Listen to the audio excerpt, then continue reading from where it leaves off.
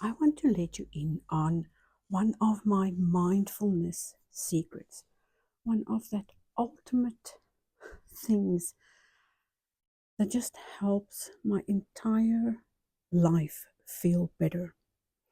And that is having a look at the beauty I can create, regardless of what's going on in the world. I hear people yelling about recessions and difficult times and the housing crisis, but you can either spend all your time listening to the news and filling your head with other people's negativity, or you can separate yourself from that for a short amount of time every day and do something that is uplifting and positive and good for your soul. Let's do a quick recap of all the things I've done during this Watercolour Joy series. So we folded a little journal like this one, and I'm not going ahead. See that I have, this is what we did yesterday. So the little booklet works like this, the way we cut and prepare it. So that is in the day one video. But you can start from the beginning if you want, if you haven't started yet, or if you want a quick recap on the actual lessons, you can start at day one. But let's look at what the actual book looks like. So day one, day two, day three, day four, day five, day six, day seven, day eight, day nine, day 10. So the booklet, if you flip it like that, goes back to day one. So what we're going to do is continue the flip to the next blank page. So today, day 11 will be there, day 12, 13, 14, 15, 16. So you can see I'm literally doing this with you. I'm not skipping ahead. And I know it's hard doing a challenge, but you don't have to do all of it. Let me just get this quickly.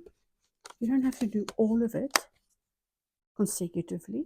You can do it throughout the course of the month and do it for joy. Do it for the pleasure of trying new things, of experimenting, and just enjoying the process of not being pulled into the world. Now, yesterday, after we did the little jellyfish, we are going to maybe do something that could relate to ocean stuff. But let me show you what I did inside the membership for our members. I'm talking about the Self Mastery membership and this month's journey. So this month's journey will go into the Self Mastery membership under the section for love streams, because those love streams are spontaneous extras that we add that doesn't always fit into other categories or to the monthly themes. Now, I didn't do all of these live with the members. We did one or two with textures, and I showed color mixing, layering, and also how to bring about those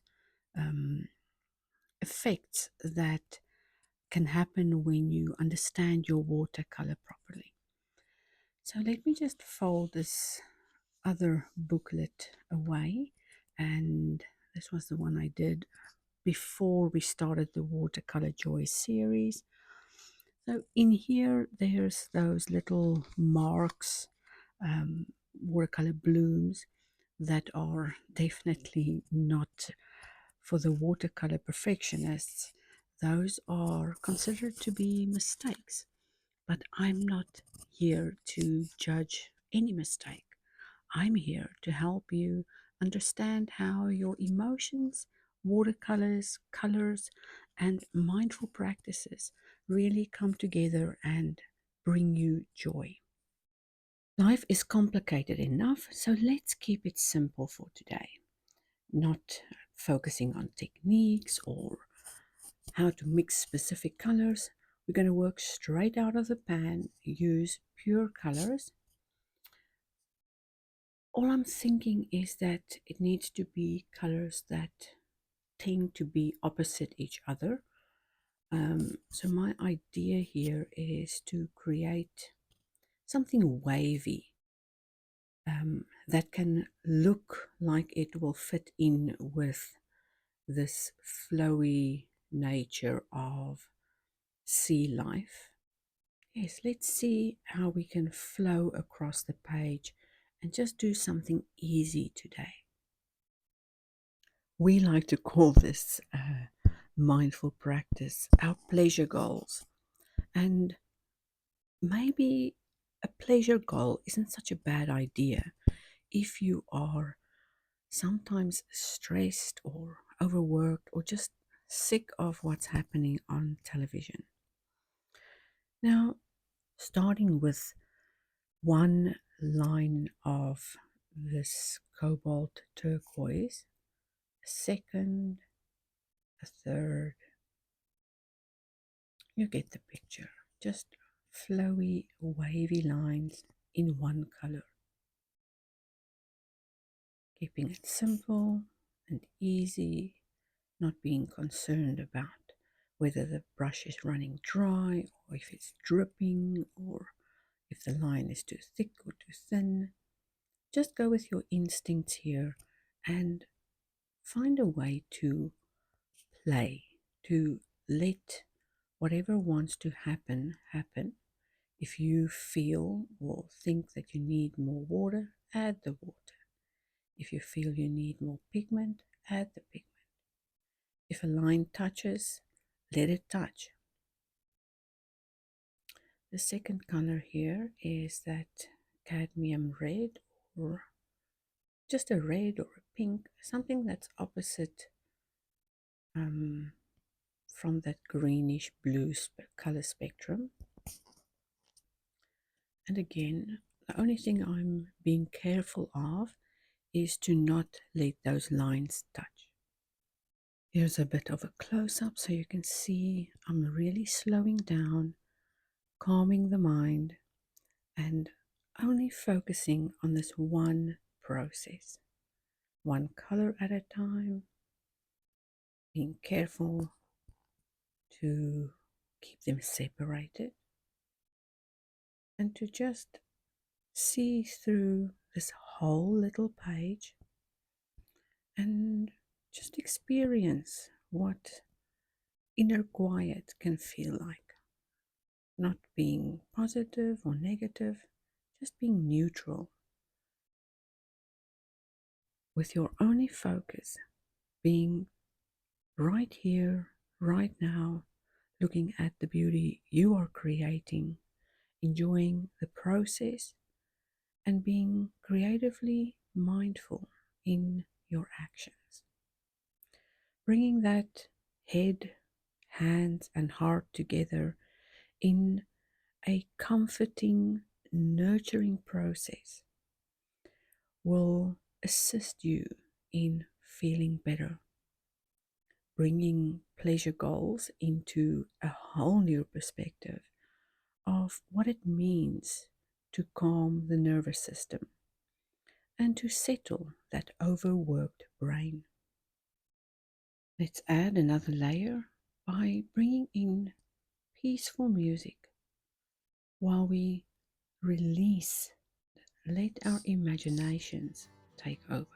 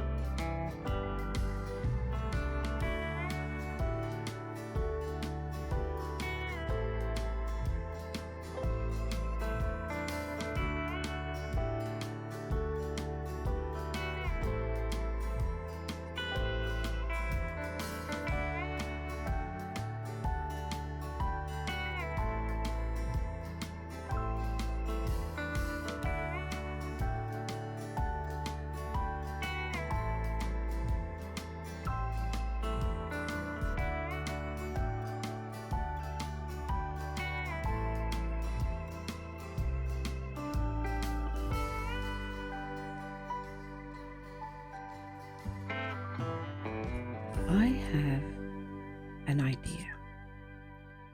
Just this little bit of unwinding has already opened up those creative channels and helped me think about something I was hoping to try but somehow forgot about.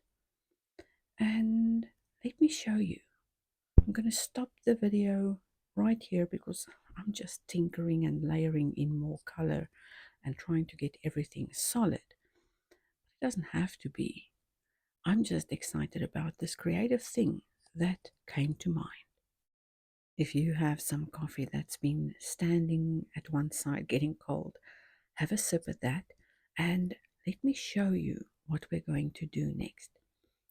I really want this to also be a very fast, well, not fast, but a quick little tutorial. Not something that's going to drag on for too long, but to also expand the mind to what is possible. As I know, we had a question in the community about how to fill the background because they didn't want to have a white background. So let's see how we're going to do this. First, I'm thinking we have to go darker, and I'm going to use that neutral tint. That one is from Holbein, but you can also use Payne's Grey, or you could try black as well, and start filling in behind the octopi, um, exactly like we did on the previous section, avoiding the shape itself and just filling in a single color in the back. The difference here is that this one is going to be very wet, and I've got a plan here, and you've probably tried this before by accident, but today I want to try it as a little deep sea experiment and see how it goes. So not too much pigment, but enough to cover each little area, and between adding that color and going to the next section, it's important to keep a wet edge. Now, a wet edge is that little droplet you see here. That little droplet will help to keep the page wet enough while I'm working in an adjacent area and then connecting the new area to the one I painted already. If you didn't have that little droplet there, your paper would make a mark, or the paint would make a mark, and it wouldn't flow into each other seamlessly. So having that wet edge or that water droplet tear hanging there on your page, you'll also see that I'm elevating my page a little bit. And that is tip number 2. Now, as soon as you've reached an edge where you can stop without having to keep that droplet there, it's time to switch to the color that you're going to drop in as a little wet droplet. I selected purple here because it helps to stay dark in the background, but it will help to give a nice effect. Now, don't overdo this too much and make sure it's nice and juicy. And just like in the movies, we are going to go straight to the next technique. You can see on the table that the background turned out beautifully. So I'll put this aside and grab a little piece of paper that I usually cut off from other projects and take some of that cobalt turquoise, paint a little block, make sure it's nice and wet, and use our second color, first rinsing, then creating another block. Now once both of these blocks are done, you're going to take that dirty brush and move it back and forth in the middle. This will help to combine the colors and help them melt into each other. So give it a moment and see where it flows. Take more cobalt, drop it into the red, little bits at a time. And then rinse again, take the red, and this time drop it into that cobalt turquoise.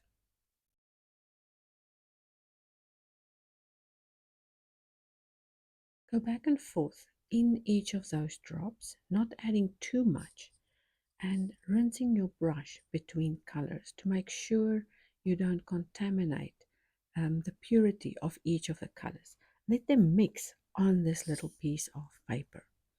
This type of color experimentation is perfect to try when you paint textures on animal skins, or for what I'm experimenting with, to paint the next cephalopod with a technique similar to this one. Maybe create one that's hiding between the rocks or whatever I can come up with in my imagination.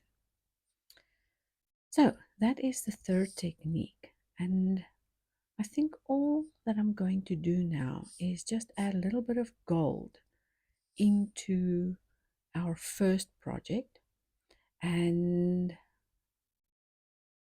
just continue this mindful practice and fill up the time for my little pleasure goal today. I hope you'll consider doing things like this as part of your relaxation instead of always pursuing an end result. Having a little sketchbook journal like this one um, that we've been using during all of these days is the perfect excuse to sit down and have a go at whatever technique you learn, whatever thing you discover. Like right now, as I was lifting off the color, I realized that was just another technique that happens spontaneously because of experimentation. Now, this is an actual watercolor technique, and it can happen really simply. Now, you can add more colors, and I'm going to do a little experiment here and add a little extra pink where it's wet, just to play around and see what happens. Anyway, we are just about reaching the phase where that real unwind is going to happen. I'm just going to settle in here, wet my gold pan, and paint those left out edges. These details are beautiful and brings us to the fifth technique. Use the detail color sparingly. You don't have to overdo it in the last phases. It's about having a light touch and gently finishing off your painting. The last thing you want is to spoil all the work you've done so far by adding too many layers or adding too much of that last little bit. This should be a finishing touch, a glowing moment, and again, honoring simplicity.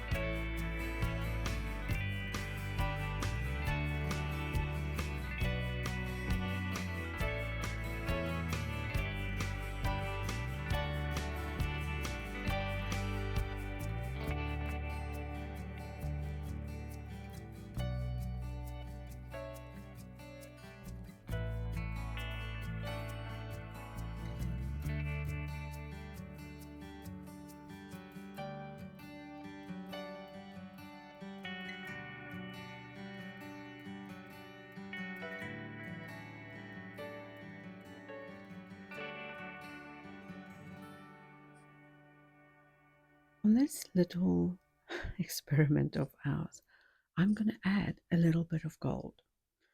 It's got nothing to do with painting the cephalopod or um, what I have planned for later.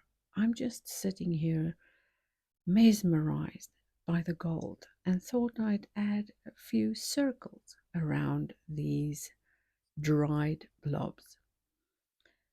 Now, this could be on top of whatever I'm going to do next. But for now, just be mesmerized and continue that relaxation. Be with yourself, be with your own thoughts, be with your creativity, and just notice how much different you feel right now versus when we started today's session. Maybe you had a lot on your mind. Maybe you had a lot to consider. Maybe you had a difficult choice to make. And while we are in our right brain creative processes, all of those things become simpler. They become easier, and life feels less stressful and more joyful, exactly the way it should be. So, let me give you a close up on all the things we've done today as we conclude our 5 watercolor techniques. I don't know how you feel about the quiet, but here's what it sounds like on my side.